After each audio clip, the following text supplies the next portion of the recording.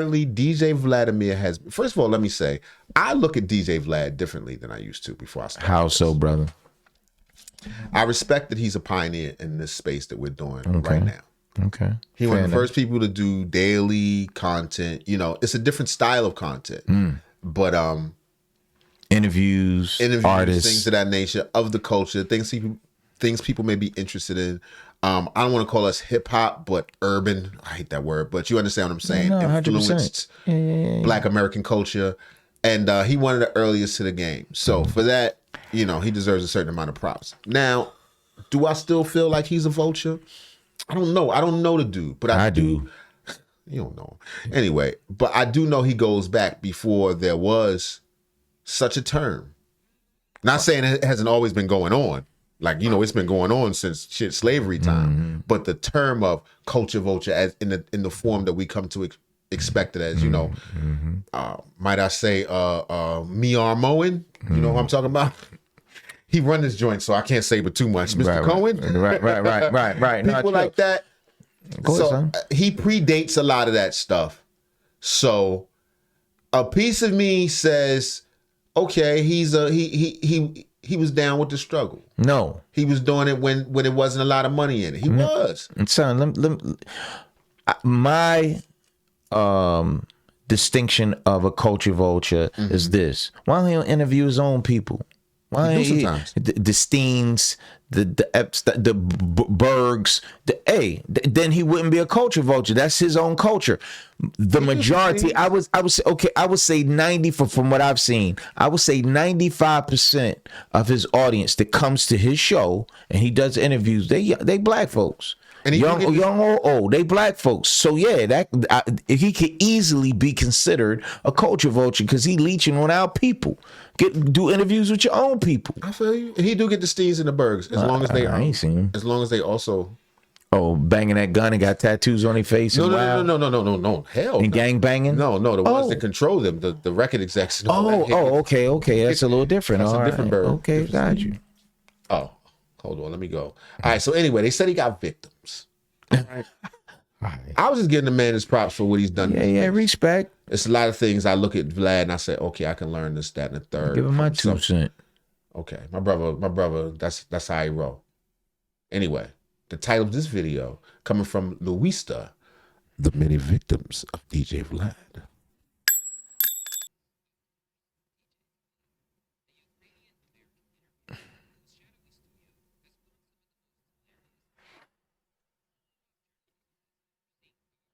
He got a shadowy studio. Son, all those faces you just flashed up there. I ain't seen no stains and no signs. I ain't seen no white faces. Well, that's him flashing. I just told you 95%, 97% of the people that he interviewed. That's anonymous, nigga. Black, he got a culture vulture. He got Pinky on there. She don't look like that no more. No, she wild. Ever seen. However, under the memes and majorly bizarre moments, there is a celebrated side of Vlad's enterprise that is all based around the belief that when it comes to rappers incriminating themselves, he might as well be the chief detective of the hip-hop police. Although, if you ask him, he'll insist that his hands are clean. And then eventually, all of this got on Las Vegas PD's radar and they decided to prosecute. Outside of that situation, I've never heard of any of my interviews being used in anybody's cases. What about ARAP? What about who? ARAP. ARAP. Ask ARAP. He's done interviews. He said that my interviews had nothing to do with this case. I'm about to look into that. I'm gonna do my homework on that. Look into it. Please do. Look into it. I'm gonna look into it though. I get blamed for everything, and that's cool. I understand. But ultimately, it is what it is. The only problem is that the only person that seems to believe that he's never allegedly provided a rapper with ample room to endanger their freedom is himself. And lately, he's been teaching everyone that his word isn't to be taken at face value. But I'm not defending Vlad at all. All I'm saying is these niggas be doing that shit to themselves. Ain't nobody tell you come on there and tell all your business. Tell on yourself. On yourself, you idiot. It's your boy Louisa, and these are the victims of DJ Vlad. One of the reasons Bay Area Mixtape District turned interviewer DJ Vlad is under the microscope these days is due to a blatant lie he told online. Taking to his X account, Vlad decided to fan the flames of a conspiracy that's been dominating the internet for years, claiming that Tory Lanez' current predicament was all orchestrated by one entertainment company. Here's a confession. Rock Nation has been paying me to support Megan. They also paid off all of the jury members to convict Tory. And they bribed the judge too. Jay-Z did a verse for his grandson's new album. They paid off Megan's doctor to lie about the bullet fragments. She was never shot. The LA police are all on Jay's payroll. And it doesn't stop with LA. But you're not ready to hear that part. The Mexican guy who stabbed Tory, who do you think paid him to do that? You already know the answer. The 3 Supreme Court judges who denied Tory's appeal, all paid off by the Rock Mafia. Jay also paid Trump not to pardon Tory. Even though it's a state case, Trump can only pardon federal cases. But knowing Trump likes to bend the rules. He's going to say he was being sarcastic. This is recent too. This Yeah. This is not old. February 4th, this is goddamn Valentine's Day. Rules. Jay wasn't taking any chances. I can't keep these lies a secret anymore. If this is my last tweet, you know who silenced me. Once he published this, the online world naturally got to chattering about what this meant and who might have been right all along. In the replies, he insisted that it was on the level too, suggesting that he had taken this step after their last check of hush money bounced. But within a day or so, Vlad was going on record to declare that the whole thing was a hoax, designed to show the online hip-hop sphere how susceptible to cap it really was. Tory's not going to be pardoned by Gavin Newsom. I even threw. He just wanted to go viral. He's saying all that. He just wanted to go viral. He just knew he would go viral. So, and he thought that people would believe what he's saying. Right. Or not. Just period. He knew people would talk about it. It's just that simple. That's a lot of those dudes, when you get enough followers, whatever you say, it's gonna be a certain amount of people that take it and run with it. And he's like, I don't want to say abusing. Maybe that's how you use that power, but that's Here at Don't Stop Comedy, we would never do that. That's a lie. We ain't lying, man. We don't lie to the people, man. Unless I'm kidding. All over other social media platforms. It probably has 100 million impressions. Would you say that's right? After he revealed that it was a ruse, those who got taken in by the whole thing aren't taking it well, either claiming that this should be the final straw that gets Vlad. You ain't knew that? He had a hairpiece first, then he went to Turkey. He got his Turkey hookup. I did not know he. And they got a ponytail. I'm gonna get one. Out of hip hop, or that the rabbit hole. I don't even think I got hair follicles. No. Son, stop, son. I don't even think it'd be nowhere to put them. They try to top put your head like rubber. Oh, yeah, they be like, I don't know what to do. Yeah, it's not the weekend. Goes deeper. Random thought. Stupid is as stupid does. If you want to play stupid games, let's play stupid games. Y'all didn't need anything to spread lies and rumors about Drake and Nicki. Y'all didn't need anything. So, hey, DJ Vlad saying all this about Jay-Z, satire or not, I have a feeling it's going to spread for the next 40 years. Jay-Z is going to be in the upper room, and they still going to be saying this stuff about him. I have a feeling, because you know what? If you want to play stupid games, we can play stupid games. I told y'all, they're using satire to blur the line. Make the truth look ridiculous so people stop taking it seriously. Watch what he's doing. She's just a lady. She's just a lady. Just a random, I called it. Satire is the shield. If you can make the truth look like a joke, you never have to address it. Pay attention. Black people need to cut ties with Vlad.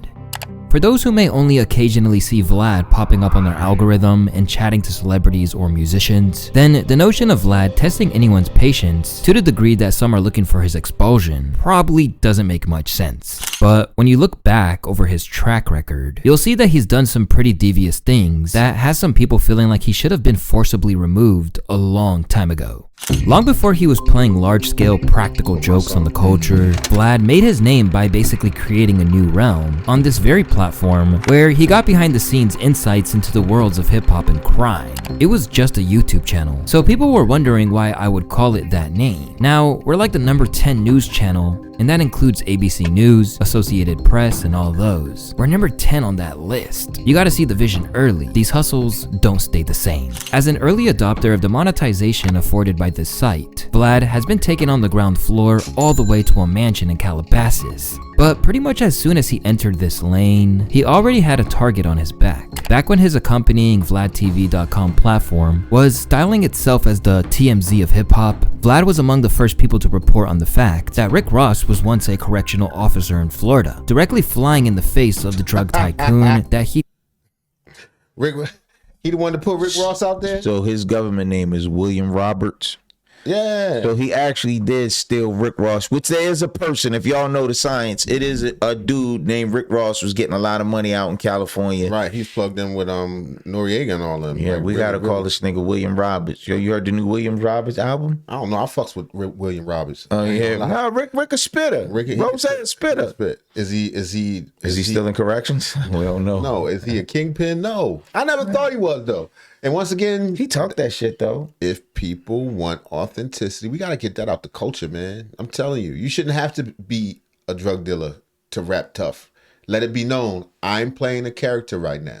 Nobody thinks Arnold Schwarzenegger is going to shoot up everybody. You know what I mean? Yeah, he is. No, he not. Kept up for the early stage of his career. Due to the potential damage to his credibility, the Teflon Don felt he had to retaliate, and as a result, Rick Ross and his team assaulted Vlad at the 2008 Ozone Awards. But rather than just accept this as a danger of the job, Vlad lawyered up and took $300,000 from Ricky's pockets. As an individual that covers breaking news in the world of hip-hop, I am grateful that the jury punished Rick Ross for setting me up, when all I was doing was covering the news and making commentary, Vlad said after the verdict came to light. As for Rose, can't do that. Yo, let me tell you something. Vlad took that $300,000 and flipped it back into his company, man. Now he worth $10 million. Right, he's worth okay, it. right. Like, take that ass with I don't give a fuck. Get some new cameras. He remained very unrepentant about the whole thing, apparently happy to take the financial hit, purely to send Vlad a message. I'm talking about this fight didn't even last a round. No. And I ain't even fight. I ain't fight. I'm a victim, you know, like your mom always said. It was an unfortunate situation. He was somewhere and he got his head bust. I couldn't believe it. He showed me pictures. I was like, oh my God. Oh man. Wow. You know what I mean? Why would someone do this? And as the years have drifted, by the interviewer lingering in the spotlight, the concept of someone actually putting hands on Vlad has only grown more attractive to many of the rappers who've wound up dealing with him. Not to mention, the audience that have watched his moves from afar. This happened It's not a hairpiece. He went to Turkey. That's fresh hair. Like a rat on top of his head. It's fresh hair. years ago. Can you imagine how many people want to smack the shit out of Vlad now? This isn't an exaggeration either, as rappers having all the smoke for Vlad has only intensified since those early days. In the aftermath of appearing on the platform, Lil B decided that Vlad wasn't to be trusted, tweeting, "Any of you rappers new and old doing interviews with DJ Vlad, y'all looking real burnt. Y'all fucking with a rat and a snitch. Y'all marks." While Young Thug later endorsed this message with a retweet. Their anger was nothing compared to the uncle of late Atlanta rapper Bankroll Fresh, who wrote an open letter to Vlad calling him a culture vulture after he chose to interview Bankroll's killer, No Plug. He just got escorted out. Like, he didn't get robbed. He didn't, like, I wasn't gonna let none of that type shit happen, you know what I'm saying? Cause he's still my boy. He was still my boy, you feel me? But we just we just went seeing eye to eye, you feel me? So we just escorted him out the nine, you know what I'm saying? Like, he just rolled out, skate, continued doing what he was doing, you know what I'm saying? Cause she know, goddamn, I wouldn't never want no hatred shit. The situation, he caused the situation to happen, you know what I'm saying? He came out with his gun and shit happened. Instantly, this had people looking at Vlad's willingness to not only platform killers, but let them incriminate themselves. This is some of Vlad's best police work. This got him promoted to detective. As for Bankroll's uncle, he didn't hold back on his verbal assault. "You disrespectful culture vulture. I offered you to talk to my family when my nephew was first killed. Did you call us or reach out to the Street Money Worldwide family or father or mother to get a rebuttal to No Plug's story? None of that. No, he's trying to find something else to tell about." When I asked you to interview Bankroll PJ and how he was continuing the legacy, you had a subordinate to call me to tell me that you're passing on PJ. He had just released a new single, plus he's starring in Atlanta this fall with Childish Gambino. But no, that was too positive, huh? Not enough black on black crime. But as is always the case with Vlad, he insisted it was everyone's fault but his. Like, the popularity of the person will somehow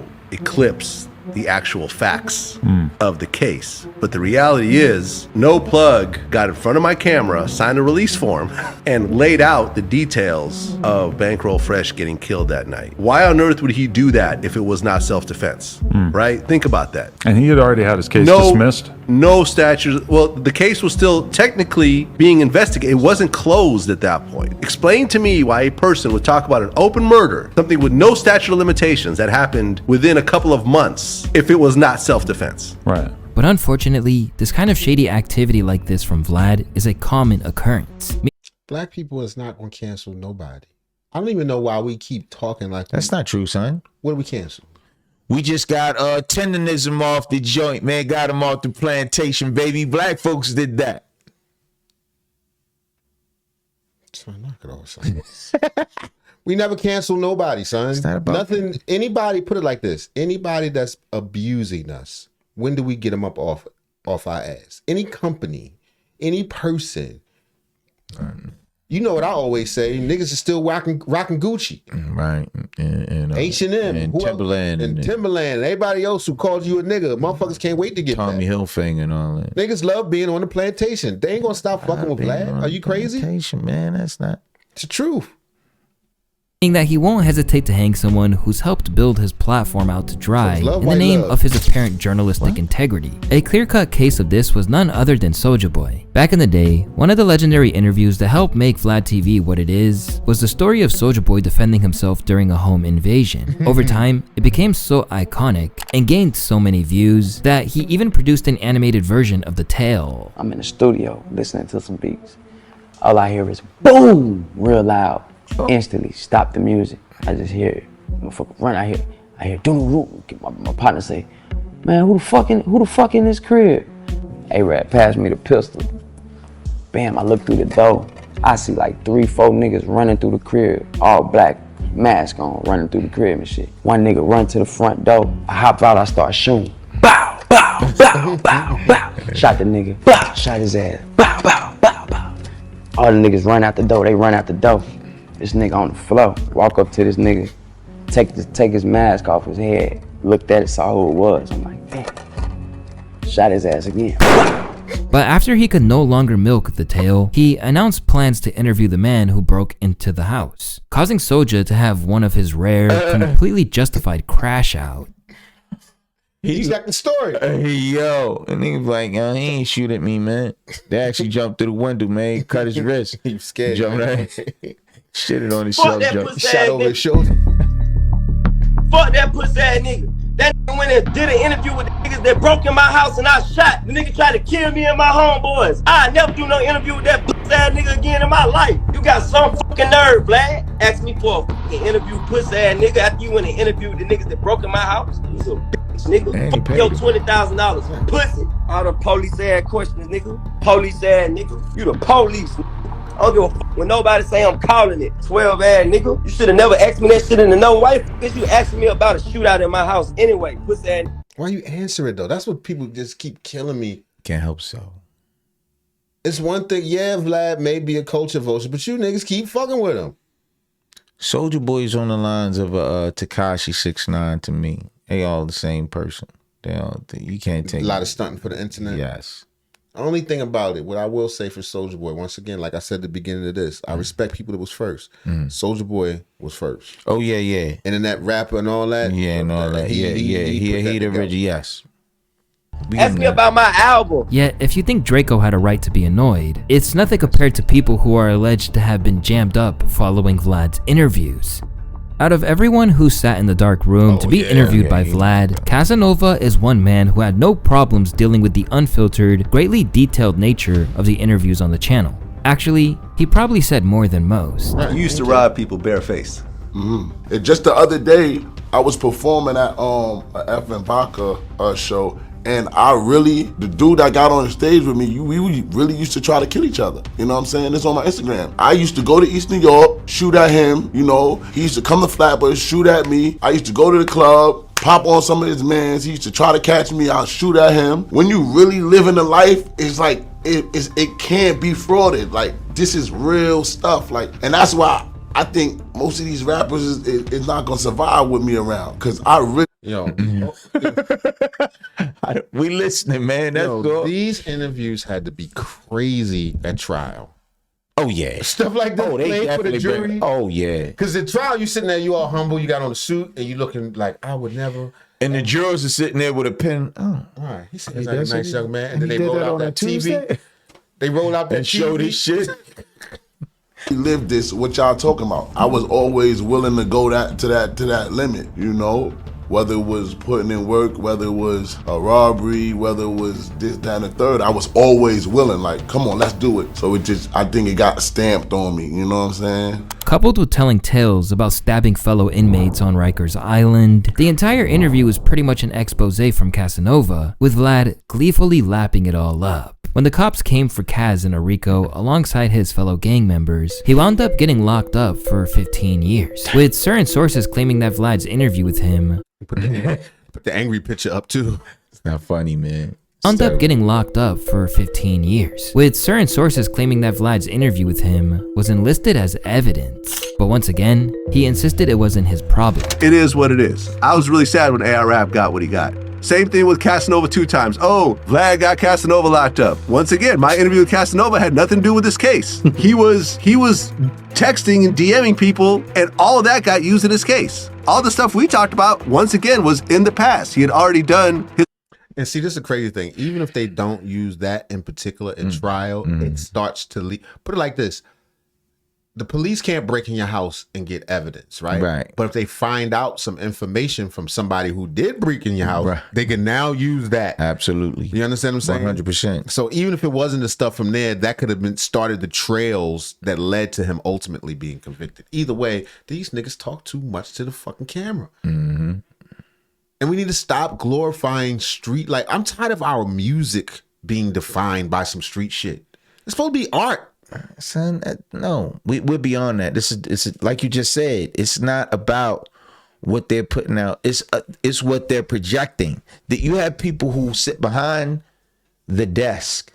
It says, okay, that'll go. This won't go. This is true. You understand? So if you are like, for example, a D1 rapper, like D1, he's speaking positivity, righteousness, family, empowerment of black fathers. Ain't no time for that. You know, that won't get no spins. Now Cardi B, that's right. Come on, man, stop. Prison time over all those instances. But I don't know what a person does after our interview. If they decide to go do a bunch of crimes and get arrested for those crimes, I can't be held accountable for that. Throughout his entire catalog on YouTube, there are countless examples where people had treaded over the line and basically gave the cop It's nice, right? No, I didn't say it was nice. a confession. In one particularly revelatory conversation on Vlad TV, ATL rapper Rollo basically lifted the lid on the whole drug operation. I was the biggest drug dealer in the Bluff for a long period of time. I had the Bluff and I had Simpson. Like they like two different neighborhoods almost, but they're in the same area. And I was the biggest drug dealer over there, so I had the best quality drugs, and I also had large quantity for a lower price. You know what I'm saying? So I was out beating all my competition around the way. Considering he wasn't even a big enough star at the time for Vlad to not delegate the interview to someone else, this was a real dubious decision. Even when Rollo tried to tell the world he was legit, there was still a target on his back, and his tendency to flex his money really didn't help. Eventually, his luck had to run out when his private plane was caught pulling into DeKalb Peachtree Airport with 444 pounds of marijuana on it. In terms of street value, that's around $1 million worth of weed. And whether or not it was a direct influence of the cops upping their focus on Rollo, the interview certainly couldn't help. The same goes for people like Big U and Brick Baby. When the former No Jumper co-host was alleged to be the unnamed fourth co-conspirator listed in Dirk's own RICO indictment, Brick Baby initially denied this on Vlad TV. That the location where Quando Rondo and his crew were staying in LA was provided by co-conspirator 4. And right when it happened, a whole bunch of people started to say Brick Baby is co-conspirator 4. In fact, I had Whack 100 on my show, and I think he was trying to imply the same thing. So they said that I, or co-conspirator number 4, I'm the one that provided the location to OTF. Lil Durk, yeah. Yeah, I mean, nah. You know what I mean? Like, I know it looks, I wouldn't be right here doing all this first and foremost if I was co-conspirator number 4. Now, the way the world's working, some snitches are playing into their snitch role or into their roles, but at this point, like, that's really my homeboy. But for some viewers, the shiftiness he exhibited on the matter was a bad sign.